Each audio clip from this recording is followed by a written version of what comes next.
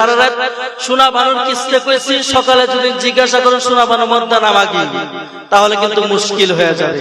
সারা রাত ওয়াজ শুনছেন, অনেক কোকিল কণ্ঠে আলোচনা শুনছেন, যদি না বুঝেন না আমল করেন সম্পূর্ণ বেকার যাবে। কথা বলেন ঠিক কিনা? রুহুল বায়ানের ভিতরে আল্লামা ইসমাইল হাক্কি রাহিমাহুল্লাহু তাআলা আলাইহি, তিনি 1 নম্বর খণ্ডের ভিতরে সম্ভবত 15 বা 17 নম্বর সাফার ভিতরে আল্লামা ইসমাইল হাক্কি রাহিমাহুল্লাহ তিনি বিসমিল্লাহ শরীফের তাফসীর করতে করতে তিনি বলতেছেন, আমার ভাইরা, আমার বন্ধুগণ, আল্লামা ইসমাইল হাক্কি রাহিমাহুল্লাহু তাআলা আলাইহি তিনি সুন্দরভাবে বলতেছেন, হযরত ঈসা আলাইহিস সালামের কাহিনীটা বলতেছেন। আমরা সবাই বড় জানি হযরত ঈসা আলা নবিয়িনা আলাইহিস সালাতু ওয়াত তাসলিম একদিন একটা রাস্তার কিনার দিয়ে যাইতেছেন, যাইতে যাইতে দেখে একটা কবরের মাঝে ভয়ানক আযাব চলতেছে।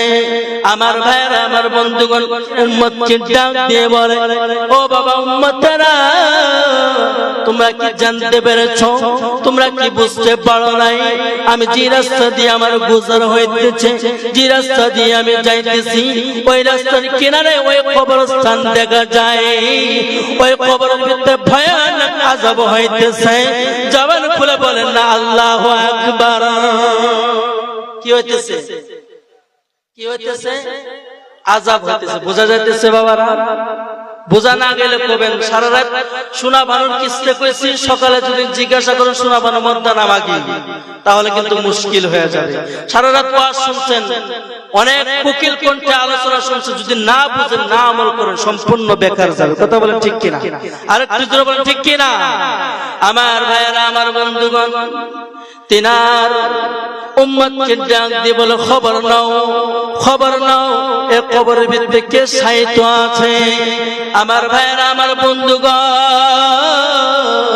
তার উম্মতেরা খবর নিয়ে দেখে ওই কবরের ভিতরে একটা মদারু, একটা জুয়ারু, একটা সুদারু, একটা খুশারু, জিন্দেগির ভিতরে নামাজ পড়ে নাই, জিন্দেগির ভিতরে রোজা করে নাই। আমার আল্লাহ বলেন, ইয়া আইয়ুহাল্লাযীনা আমানু কুতিবা আলাইকুমুস সিয়াম কামা কুতিবা আলাল্লাযীনা মিন ক্বাবলিকুম লাআল্লাকুম তাত্তাকুন।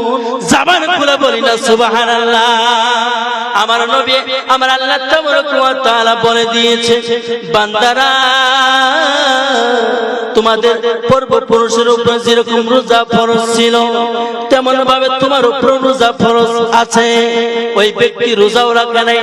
আমার আল্লাহ তাবারাকা ওয়া তাআলা পবিত্র কোরআন মাজিদ ফুরকান হামিদের ভিতরে বলে দিয়েছে, আকিমুস সালাত ওয়া আতুজ যাকাত, নামাজ কায়েম করো, যাকাত দাও। ওই ব্যক্তি নামাজও কায়েম করে নাই, যাকাতও দেয় নাই, ওই ব্যক্তি জিকিরও করে নাই। আমার আল্লাহ তাবারাকা ওয়া তাআলা পবিত্র কোরআনে মাজিদ ফুরকান হামিদের ভিতরে বলেন, আলা বিযিকরিল্লাহি তাতমাইন্নুল কুলুব। জবান খুলে বলি না সুবহানাল্লাহ। আমার আল্লাহ তাবারাকা ওয়া তাআলা পবিত্র কোরআনে মাজিদ ফুরকান হামিদের ভিতরে বলেছেন, জিকিরের মাধ্যম দিয়ে বান্দার কলব মুতমাইন হয়, বান্দার কলব পুরস্কার হয়, পরিষ্কার হয়। জবান খুলে বলি না সুবহানাল্লাহ। ওই ব্যক্তি জিকিরও করে নাই, ওই ব্যক্তি হজও করে নাই। আমার ভাইয়েরা, আমার বন্ধুগণ, দুনিয়ার সমস্ত খারাপ কামের সঙ্গে তিনি জড়িত ছিল। আমার ভাইয়েরা, আমার বন্ধুরা, হযরত ঈসা আলাইহিস সালাম এই খবর জানার পরে তিনি অবাক হয়ে গেলেন।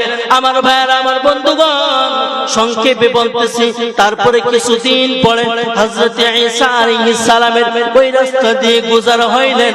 হযরত ঈসা আলাইহিস সালাম দেখে যে কবরের ভিতরে আযাব চলতেছিল, বদবু বাহির হইতেছিল, গন্ধ বাহির হইতেছিল, ওই কবরের ভিতরে এখন জান্নাতি জান্নাতি জান্নাতি বাসনা পাওয়া যায়। জবান খুলে বলি না সুবহানাল্লাহ। কিসের বাসনা পাওয়া যায়? আরেকটু জোরে। জান্নাতি বাসনা পাওয়া যায়। হাসিনাদের বাড়ির ভিতরে চলে গেলেন, যায় জিজ্ঞাসা করলেন, আজকে দেখা যায় তিনা কবর থেকে জান্নাতের বাসনা আসতেছে, তার কারণ কি? আমার ভাইরা,